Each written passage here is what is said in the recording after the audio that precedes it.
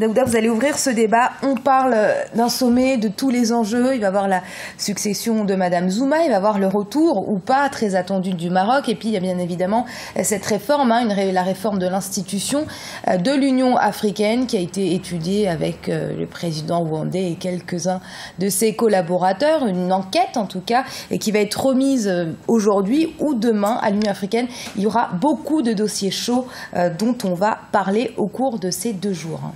Tout à fait, Amiral. Je pense qu'il y aura beaucoup de dossiers chauds et des dossiers stratégiques. Bien entendu, il faudra faire le bilan de Madame Zouma. On le fera au cours de cette émission. Voir là où ça a un petit peu traîné, ou quelles sont les avancées également. Et je pense que le rapport qui va être remis au chef d'État que vous avez cité, c'est-à-dire la mission qui avait été confiée au président Paul Kagame, sera un des points centraux. Parce que la question, c'est aussi comment réformer l'Union africaine pour la rendre plus efficace. Bon, grand enjeu, le Maroc, bien entendu, avec ce dossier très attendu, parce que bon, il y a quand même quelques divergences sur la question de la République arabe sahraoui démocratique. Donc, quelles seront les positions des États? Est-ce que ça va être retardé ou pas? Est-ce que le Maroc fera son entrée? Quel sera son apport? Tout ça sera très important. Mais j'ai l'impression que vraiment ce sommet peut marquer un tournant depuis la mise en place de l'Union africaine. Alors, on va parler tout d'abord du bilan justement de Madame Zouma, avant que les chefs d'État arrivent, parce qu'on le rappelle, il va y avoir les discours en direct d'Addis Abeba qu'on va vous retransmettre sur Africa 24. Donc on va d'abord parler du bilan. Daouda, est-ce qu'on peut parler d'un bilan en demi-teinte pour les plus optimistes, ou d'un bilan négatif clairement pour Madame Zouma? Bon, je dirais un bilan à demi-teinte. Pourquoi je ne mettrais pas une note totalement négative? Parce que Madame Zouma a quand même eu les mains liées. Quand vous avez une commission de l'Union africaine qui ne peut pas véritablement prendre de décision, puisque c'est la conférence des chefs d'État qui est souveraine. Donc le rôle de la présidente de la commission de l'Union africaine se limite à exécuter les décisions des chefs d'État. Maintenant, là où on peut reprocher une certaine lenteur dans l'action à Madame Zouma, c'est que quand on est à la tête de la Commission de l'Union africaine, on peut également lancer un certain nombre de dossiers, motiver les chefs d'État, c'est-à-dire créer de l'énergie autour de cet organe central pour essayer d'attirer l'attention des chefs d'État sur un certain nombre de questions et de les faire bouger. Là-dessus, je pense que Madame Zouma n'a pas été totalement active, surtout au niveau de la résolution des conflits. On l'a vu, voilà, Burundi, RDC, etc. Soudan, on va en parler justement. Alors, l'Afrique a connu au cours du mandat de Madame Zouma différents troubles, non-respect des constitutions, terrorisme. Il y a eu la crise en Centrafrique, au Sud-Soudan, au Burundi, pour ne citer que ces pays. Au-delà de la marge de manœuvre amoindrie de Madame Zouma, Daouda s'est-elle suffisamment impliquée dans les conflits en cours sur le continent? Bon, je crois qu'elle a fait ce qu'elle a pu au niveau des conflits, c'est-à-dire que au moins elle a fait le plaidoyer qu'il fallait, parce que bon, quand on regarde son profil, son parcours à Madame Zouma, on se rend bien compte que c'est quelqu'un qui est très sensible aux droits humains, à la paix, etc. Rien que le pays d'où il vient, l'Afrique du Sud, est quand même un défenseur des droits humains, du développement humain, etc.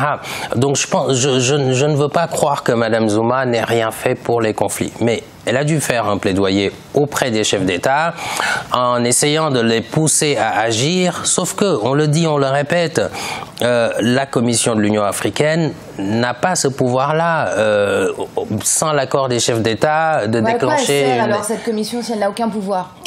Elle sert à exécuter les décisions des chefs d'État, et justement... On reproche aux chefs d'État de ne pas prendre les bonnes décisions, et après on les met à la tête d'une commission pour prendre ces mêmes décisions. Oui, le problème c'est que justement, quand vous avez le Burundi par exemple, le Soudan, des chefs d'État ou même ceux qui ont modifié les constitutions, leurs autres collègues ne veulent pas forcément les froisser, ça pose un problème. Alors les mêmes qui décident, c'est-à-dire les chefs d'État, quand vous avez un chef d'État qui bafoue les droits humains dans son propre pays, bon, il ne va pas voter contre lui-même pour une intervention militaire, par exemple. La diplomatie secrète, en fait, c'est une espèce d'entente entre eux. Bon, la diplomatie secrète, bon, je sais pas trop. Pour moi, c'est bon, ce que ça veut dire vraiment. Évidemment, les présidents vont discuter dans les couloirs, échanger en fonction des intérêts des uns et des autres. Ça, c'est une évidence. Si c'est la diplomatie secrète, très bien. Mais je pense pas que ce soit là le problème. Et quand je disais au début de mon propos que ce sommet peut vraiment être un tournant, parce que justement il va y avoir une réforme qui va être proposée et j'espère que dans le contenu qu'elle sera acceptée et qu'elle va laisser surtout une marge de manœuvre plus importante à la Commission de l'Union africaine et aussi au Conseil paix et sécurité de l'UA. C'est ça l'enjeu. Alors justement, il va y avoir une réforme. Le président rwandais Paul Kagame justement a été chargé de lancer le chantier de la réforme de l'Union africaine. 9 personnalités ont été désignées avec lui pour l'accompagner dans cette lourde mission. Parmi eux, il y a le Bissau-Guinéen Carlo Lopez, ancien secrétaire exécutif de la Commission économique pour l'Afrique des Nations Unies, le Camerounais Achaleke. Il y a le milliardaire Steve Massi qui a fait fortune dans les télécoms.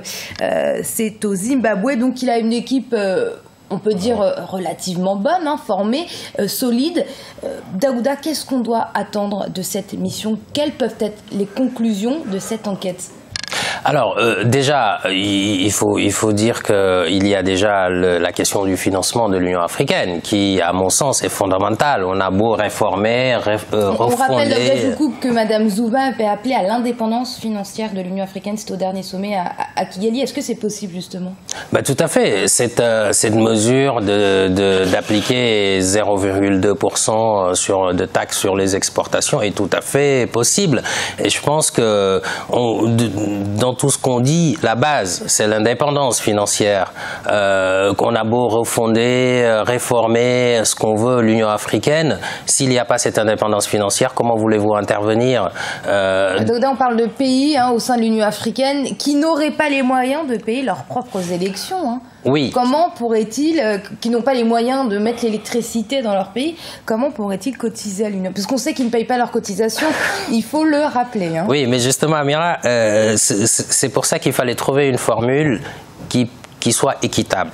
Quand on dit il y a une taxe sur les importations, celle-là, elle peut être commune à tous les pays. Maintenant, bon, les pays n'ont pas le même poids économique. Vous savez, l'Union européenne, les pays ne contribuent pas tous à la même hauteur. Donc, l'important, c'est de partir sur une base qui soit équitable. Et je pense que là, c'est une bonne formule quand même qu'il faudra pousser. Et ça va être confirmé dans le rapport qui va être remis au chef d'État aujourd'hui. Qu'est-ce qu'on peut attendre d'autre de ce groupe de travail? Je pense que, à mon sens, les questions de paix et sécurité, la réforme même de cette commission de l'Union africaine va être aussi quelque chose qui sera proposé, à mon avis. C'est-à-dire... Y a-t-il pas trop de chantiers, Daouda? Il y a trop de chantiers, mais figurez-vous, Amira, en même temps, on a l'impression que l'Union africaine avance lentement, mais quand vous comparez 1963, l'organisation de l'Union africaine, jusqu'en 2000, on va dire, 1999, la déclaration de Sirte, 2000 le sommet au Togo où vraiment la charte de l'Union africaine a été présentée, 2001 on va dire entre 2001 et 2002 2001 l'adoption même de cette charte, 2002 c'est allé très vite la conférence inaugurale à Durban.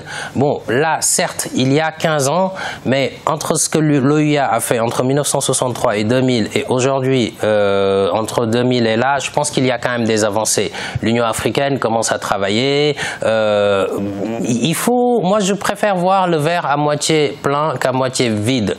L'important, c'est d'avancer, de réformer, de se souder pour que ça avance, mais il va falloir que les États, je reprends ce que disait mon co-débatteur, il va falloir que les États puissent lâcher du lest au niveau de leur souveraineté. Aujourd'hui, les Nations Unies, bon, on l'a vu, la CEDEAO en Gambie, par exemple, a pu intervenir. Les Nations Unies peuvent déployer un certain nombre de missions de maintien de la paix dans un certain nombre de pays. Pourtant, ces pays-là où se déroulent ces missions de la paix font partie des Nations Unies. Donc, ce système-là peut très bien fonctionner, mais il faut véritablement que les États changent les règles du jeu. Pas besoin de l'unanimité pour pouvoir intervenir au Sud-Soudan, par exemple, ou au Burundi, etc. Il n'y a que comme ça que ça peut marcher. Et puis, dernier élément, je terminerai là-dessus. L'enjeu véritablement aujourd'hui, c'est d'arriver à une Union africaine des peuples. Parce que pour l'instant, c'est une Union africaine des États, des nations. Les peuples africains ne se sentent pas véritablement concernés ou la plupart ne connaissent pas l'Union africaine. Et il va falloir aller vers ça. Et pour ça, le seul moyen d'y arriver, c'est le développement. Moi, j'ai envie de dire que les questions de paix et de sécurité, ça nous fait perdre du temps. Certes, il y a un certain nombre de pays qui sont instables, mais là, c'est pas l'enjeu véritablement. Il ne faut pas qu'on se concentre là-dessus. L'enjeu, c'est le développement. Il y a des pays qui sont totalement stables, qui demandent juste à se développer. Donc le NEPAD, à mon avis, devra être transformé en une machine véritablement qui puisse promouvoir le développement sur les questions économiques, les questions sociales, l'éducation, la santé, etc. Si l'on compare avec le modèle de l'Union européenne, les citoyens européens, bon, même si l'engouement a baissé, se sont sentis européens parce qu'à un moment donné, vous pouvez trouver des financements de la part de la Commission de l'Union européenne, vous pouvez vous investir dans des programmes comme Erasmus, etc. Il faut véritablement... Vous pouvez circuler librement. C'est ça les vrais enjeux et j'espère que ces propositions figureront dans ce rapport. Moi, j'aimerais revenir sur le cas burundais. On a beaucoup attendu Daouda de l'Union africaine sur la question burundaise. Ce fut un échec total. Les chefs d'État n'ont ni su parler d'une même voix, ni encore moins agir communément. C'est un véritable fiasco, on peut le dire. Oui, je pense que c'est un fiasco à ce niveau-là, parce que on l'a bien vu, le président Pierre Nkurunziza s'est entêté au pouvoir par rapport à ce fameux troisième mandat. Il y a quand même des victimes qui sont déplorées, mais de mémoire, il y avait quand même une mission de l'Union africaine, dont faisait partie d'ailleurs le président Macky Sall, qui avait été au Burundi pour essayer de convaincre, discuter, dialoguer, mais faut l'avouer, c'est un échec. Sans compter sans le président Zuma. Exactement. Donc c'est quand même un échec. Mais moi là, je vois une stratégie qui peut se faire en douceur en attendant que l'Union africaine prenne véritablement son indépendance. C'est-à-dire que il y a le Conseil de paix et sécurité des Nations Unies.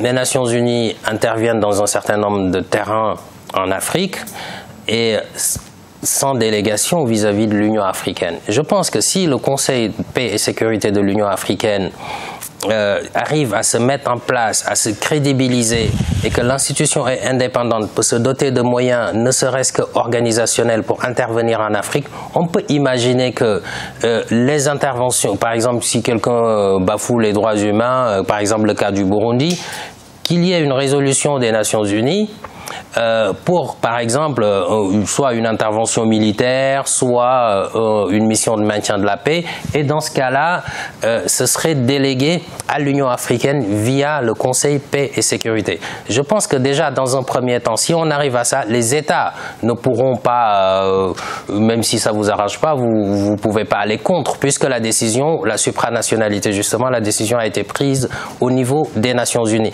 Mais moi, je ne conçois plus aujourd'hui que l'Union africaine existe et que les missions de maintien de la paix des Nations Unies se fassent directement sans transiter par un organe qui soit chargé de l'exécuter au sein même de l'Union africaine. En attendant que l'Union gagne son indépendance véritablement, parce qu'on sait très bien que c'est difficile de décider entre les États, il y a du copinage, il faut dire les choses. Donc je pense que ce schéma-là, dans un premier temps, peut très bien marcher pour permettre d'entraîner ce Conseil paix et sécurité de l'UE.